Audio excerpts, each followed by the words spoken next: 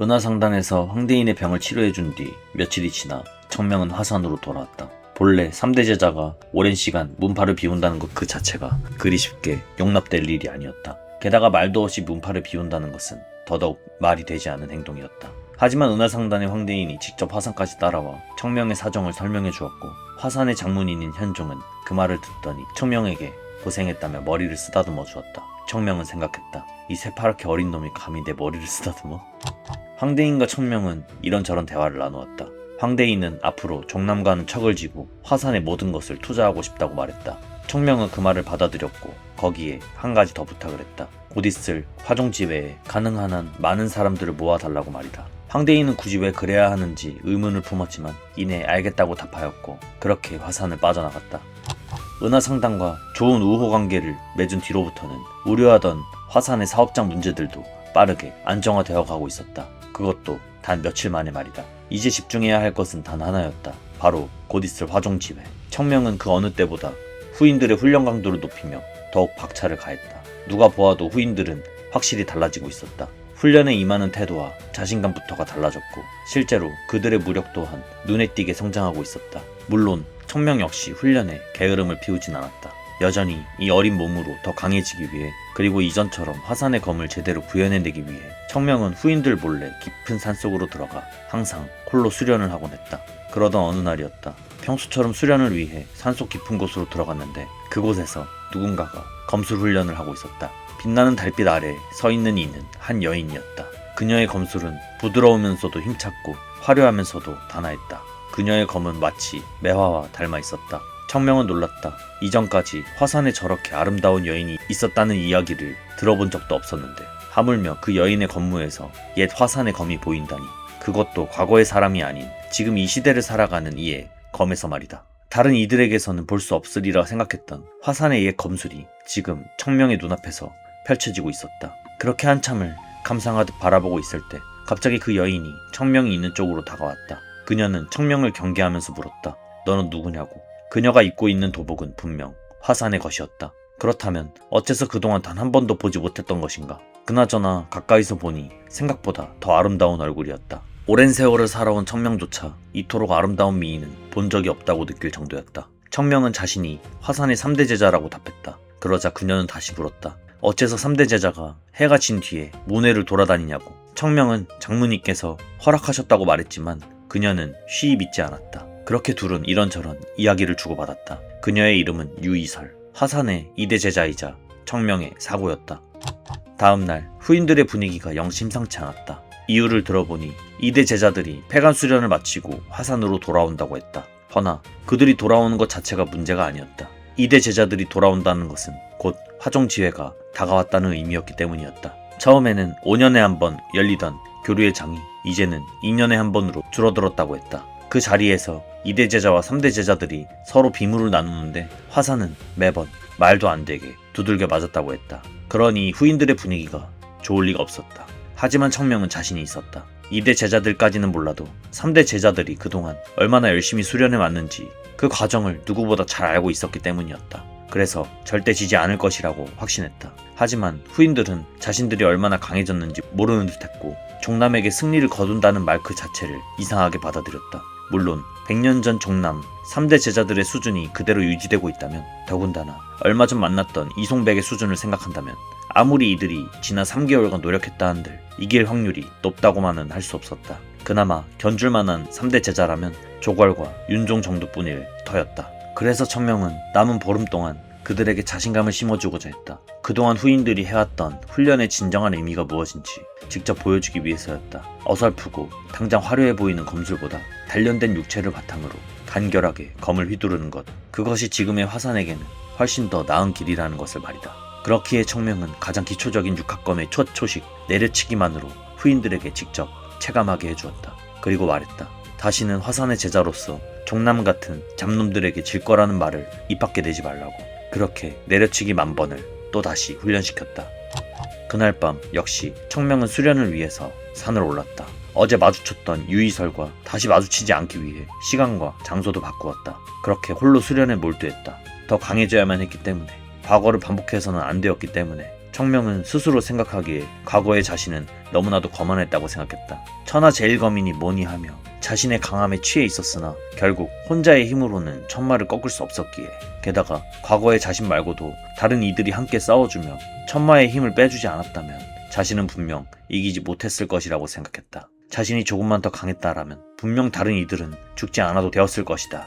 장문 사형도 사제들도, 그리고 어쩌면 이후에 천마보다 더 끔찍한 존재가 다시 강호를 노릴지도 모르는 일이었다. 그러니 청명은 이전처럼 거만할 수가 없었다. 더 강해져야만 했다. 과거보다 더 높은 경지로 가야 했다. 그렇기에 수련에 몰두했고 그렇게 검 끝에 매화를 피워냈다. 그렇게 깊이 집중하고 있던 순간 청명의 눈앞에 유이설이 보였다. 청명은 생각했다. 뭐지? 언제 온 거지? 이것을 어떻게 알았는지는 둘째치고 어째서 유이설이 다가오는 것을 눈치채지 못한 것인지 알 수 없었다. 아무리 수련에 집중하고 있었다 해도 기척을 느끼지 못할 리가 없는데 청명은 너무나도 당황스러웠다. 남에게 보이고 싶지 않았던 것, 현재는 실전되었다고 알려진 화산의 검수를 그녀는 처음부터 끝까지 모두 보고 있었던 것이다. 어떻게 설명해야 할지도 몰랐다.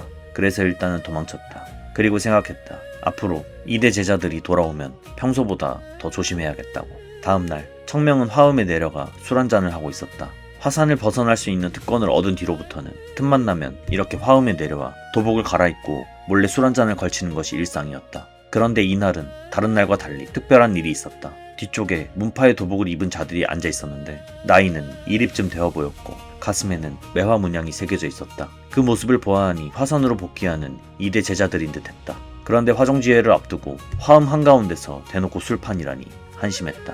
게다가 들려오는 대화 또한 가관이었다. 종남과의 대결에서도 이길 수 있다는 식으로 자신만만한 것을 넘어 말만 번지르르하게 늘어놓고 있었다. 웃길 뿐이었고 그래서 웃음을 참지 못했다. 그랬더니 그중 한 녀석과 눈이 마주치고 말았다. 그자의 이름은 이대 제자 백천이라고 했다. 나중에 마주치면 곤란해질 게 뻔했기에 청명은 일단 서둘러 그 자리를 떴다. 화산으로 돌아가는 길 청명은 실망을 했다. 3대 제자들을 처음 보았을 때보다도 더 큰 실망이었다. 2대 제자 정도라면 이제 수련으로 성장을 이루어야 할 단계일 터인데 화산이 갈 길은 참으로 멀고도 멀구나 싶었다. 그렇게 수련을 마친 2대 제자들은 화산으로 돌아왔고 그 중심에는 화엄에서 보았던 백천이라는 놈이 있었다. 그리고 산속에서 보았던 유이설 역시 보였다. 화산에서의 모습을 본 뒤로 유이설은 후인들이 많은 곳에서도 자꾸 청명에게 들러붙었다. 이야기를 듣자 하니 유이설은 본래 말도 안 하고 혼자 다니기 일수인데 이렇게 따라다니는 이유는 안 봐도 뻔했다. 화산의 검이 아닌 것을 대체 왜 하는 것이며 어디서 배워왔냐 뭐 이런 질문이겠거니 진짜 화산의 검을 본 적이 없을 테니 당연히 그렇게 생각할 거라 생각하고 귀찮아서 계속해서 피해 다녔다. 유이설이 따라다니는 그 모습을 본 백천은 질투라도 난 것인지 많은 후인들이 보는 앞에서 말을 꺼냈다. 얼마 전 청명이 별다른 명도 없이 홀로 화산을 벗어나 도복도 아닌 사복 차림으로 술을 마시고 있었다고 말이다. 하지만 당연히 큰 문제는 일어나지 않았다. 이제 막 화산으로 돌아온 백천을 포함한 2대 제자들 외에는 청명이 한 행동이 그리 큰 문제가 되지 않는다는 것을 이미 알고 있었기 때문이었다. 그런 모습의 백천은 적잖이 당황한 듯 보였다. 저녁을 먹고 돌아와 쉬고 있던 와중 윤종이 말했다. 백천이 자신을 따로 불렀다고 했다. 이대로 불려가면 백천이 없던 기간 동안 무슨 일이 있었는지 그대로 불게 될 것 같다고 말이다. 청명은 상관없다고 생각했다. 어차피 백천이 안다고 해서 크게 달라질 것은 없었기 때문이다. 2대 제자들이 왔든 말든 청명은 평소처럼 3대 제자 후인들을 하루도 빠짐없이 훈련시켰다. 그런데 2대 제자들은 화산에 복귀한 이후로 사사건건 시비를 걸어오며 3대 제자들을 괴롭히기 시작했다. 잠시 쉬고 있으면 수련을 해이하게 한다며 끝나고 먼지 한 톨 없이 청소하라고 하거나 걸어 다닐 때는 무릎을 펴고 각을 맞추어 걸을 하거나 물을 마시러 갈 때도 허락을 맡으라거나 조걸의 말을 들어보니 원래 사속들은 그런 사람들이 아니라고 했다. 딱 보아도 청명을 의식해서 그러는 듯했다. 그래서 청명은 생각했다. 100년 전에도 안 하던 짓을 하는 저 괘씸한 놈들을 전부 패버려야겠다고. 하지만 후인들은 제발 그러지 말라며 청명을 말렸다. 곧 있을 화종지회를 위해서라도 제발 참아달라고 했다. 3대 제자에게 얻어맞으면 2대 제자의 대표인 백천 사숙의 기가 다 죽지 않겠냐고 하려거든 화종지회가 끝난 뒤에 해달라고 말이다. 후인들의 말이 틀린 것은 아니었다. 그래서 청명은 화가 났지만 애써 참아보기로 했다. 그렇게 다시 수련에 매진하려고 했는데 또 유이설이 어김없이 따라붙었다. 청명은 백천도 그렇고 유이설도 그렇고 스트레스를 받아 미칠 지경이었다. 유이설이 이렇게 따라다니는 이유는 하나였다. 매화를 피우는 검. 지난번 산에서 청명이 피워냈던 그 검술, 현재는 실전된 그 검술을 자신에게도 알려달라는 것이었다. 의외였다. 매화를 피우는 검을 알아보았다니. 화산의 것이 아닌 검술을 한다고 뭐라 할 줄 알았는데 오히려 그녀는 그 검을 알아보았다. 청명은 시치미를 떼며 말했다. 잘못 본 거일 거라고. 들어온 지도 6개월밖에 안 된 자신이 어떻게 그런 것을 할 수 있겠냐고. 그러자 유이설은 전에도 분명 매화 검법을 본 적이 있다고 했다. 이상했다. 매화 검법은 비급을 따로 남겨 전수하는 검법이 아니었다. 오로지 구결로만 전해지던 검법이었다. 그것도 최소 장로가 되어야만 전수받을 수 있는 검이었다. 그런데 100년 전 10만 대산에서 화산의 모든 장로들은 죽었는데 그렇게 후대에게 전해지지 못한 채 끊긴 검법이니 청명 말고는 그 누구도 알 수 없을 터였다. 그렇다면 대체 유이설은 매화 검법을 어디서 보았다는 것일까? 그러다 보니 한 가지 생각밖에 들지 않았다. 유이설 이 새끼 종남과 무슨 연이 있겠구나. 하지만 유이설의 표정을 보아하니 무슨 말을 하는지 전혀 모르겠다는 느낌이었다. 하긴 종남에서 본 적이 있다면 설화 12식 정도였을 것이다. 절대 매화 검법을 제대로 펼쳤을 리가 없었다. 그래서 어디서 언제 보았느냐고 물었지만 유이설은 그저 아주 오래전에 보았다고만 말했다. 그리고 계속 알려달라고만 했다. 청명이 싫다고 말하자 유이설은 갑자기 공격을 해왔다. 알려줄 때까지 공격하겠다는 듯 말이다. 정말 청명을 뵐 생각이라도 있는 것처럼 실초까지 담은 검이었다. 이전에 보았던 것처럼 빠르고 경쾌하며 환상처럼 흔들리는 검로. 청자배는 물론이고 운검의 검에서조차 볼 수 없었던 것. 끊어진 줄로만 알았던 화산의 근원과 맞닿아 있는 검이었다. 즉 청명이 보기에 현재 화산에서 유일하게 화산의 검을 구현해내는 자였다. 그런데 그 순간 유이설은 마치 검에 취한 듯 보였다. 무아지경에 들어선 것이었다. 대련 중에 깨달음에 들다니. 게다가 화산에서 가장 큰 재능은 조걸이라고 생각했었는데 그것만은 아닌 듯했다. 청명은 자연스럽게 유이설에게 깨달음을 전해주려고 했다. 보다 명확하고 깔끔한 검로를 위해 일부러 그녀의 검을 유도해주고 있었다. 그 순간 저 멀리서 백천이 이 대련을 막아섰다. 청명은 미친놈이라고 생각했다. 무인에게 있어 무아지경에 빠지는 이 순간이 얼마나 중요한 순간인지 백천 역시 모를 리가 없었다. 그럼에도 질투에 눈이 멀어 멍청한 짓을 하고 만 것이다. 청명은 아쉽다고 생각했다. 누구에게는 평생을 기다려도 찾아오지 않을 귀한 깨달음의 순간이었다. 그 순간에 자신이 도와줄 수 있었다라는 것은 말도 안 되는 천운과도 같은 것인데 그런데 백천 이놈이 그것을 막아버렸다. 화산을 다시 부흥시키기 위해 더할 나위 없이 좋은 기회였는데 말이다. 청명은 본래 화종 지회 전까지는 백천에게 아무것도 하지 않으려고 했다. 하지만 먼저 시비 걸어오는 것은 또 다른 문제였다. 그래서 몇 가지 이야기를 했다. 정 그렇게 자신이 마음에 들지 않거든 여기서 한판 붙자고. 대신 이 결과는 화산에 돌아가서도 발설하지 말고 이곳에 있는 이들만 알고 끝내자고 말이다. 백천은 좋다며 이를 받아들였다. 그리고 백천이 받아들이자마자 청명은 속으로 신이 났다. 이 새끼 안 그래도 패 죽이고 싶었는데. 백천의 검술은 한심했다. 투박한 황검, 황검을 어설프게 변형한 검식, 게다가 그 변형한 검마저 종남의 검을 따라하고 있었다.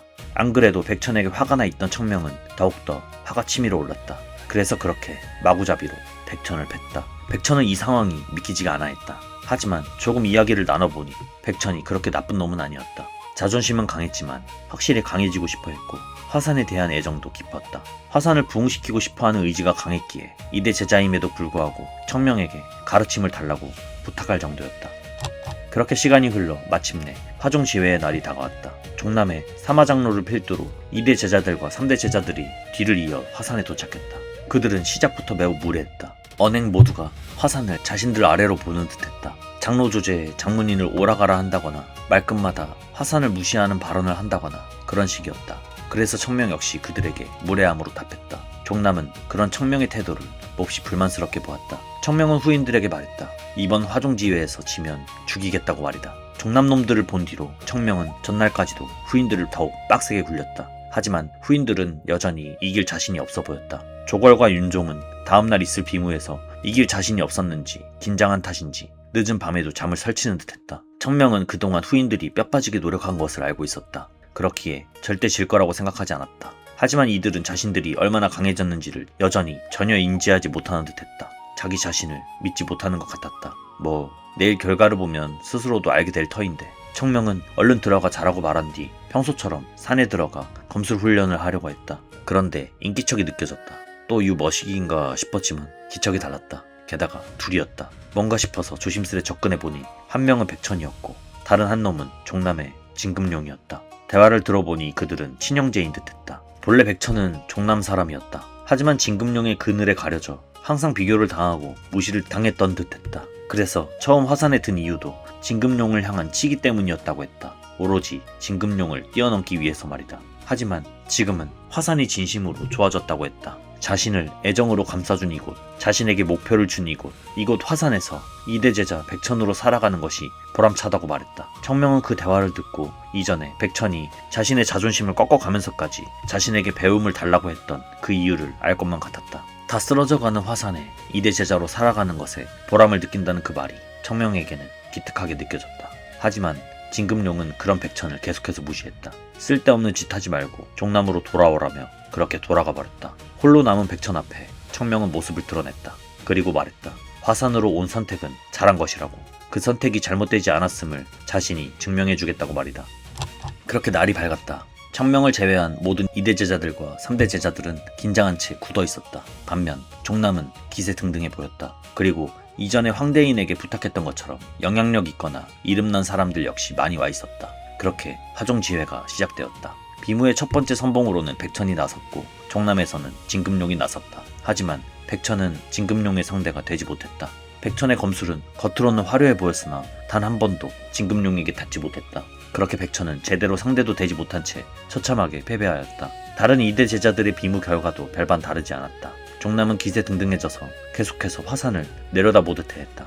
그렇게 화산은 10연속 패배를 당했다. 청명은 속에서 화가 치밀어 오르는 것이 느껴졌지만 애써 참았다. 어차피 3대 제자들의 비무에서는 모두 이겨낼 것이라고 생각했기 때문이다. 하지만 저 시건방진 놈들의 표정, 말투, 그리고 화산을 깔보는 듯한 언행은 청명을 미친듯이 화나게 만들었다. 그래서 도저히 참을 수가 없었다. 그렇기에 청명은 3대 제자 비무에 선봉으로 나섰다. 시작하자마자 한 녀석을 보내버렸다. 화산은 명성을 이룬 후 수십 년간 종남을 단 한 차례도 이겨본 적이 없었다. 그런데 단 몇 수 만에 1승을 챙겨왔으니 주변에서 모두 놀랄 수밖에 없었다. 자신감이 없던 이들도 수십 년 만에 첫 승을 계기로 자신감을 얻은 듯했다. 이후의 비무에서도 3대 제자 후인들은 손쉽게 승리를 거두어들였다. 분위기는 점점 화산 쪽으로 넘어왔다. 4연승, 5연승, 그렇게 10연승까지 3대 제자들의 비무는 전승이었다. 하지만 청명은 이대로 만족할 수가 없었다. 확실하게 종남을 꺾어주어야 한다고 생각했다. 그래서 다시 한번 비무대에 올라 말했다. 마지막으로 승부를 보는 게 어떠냐고.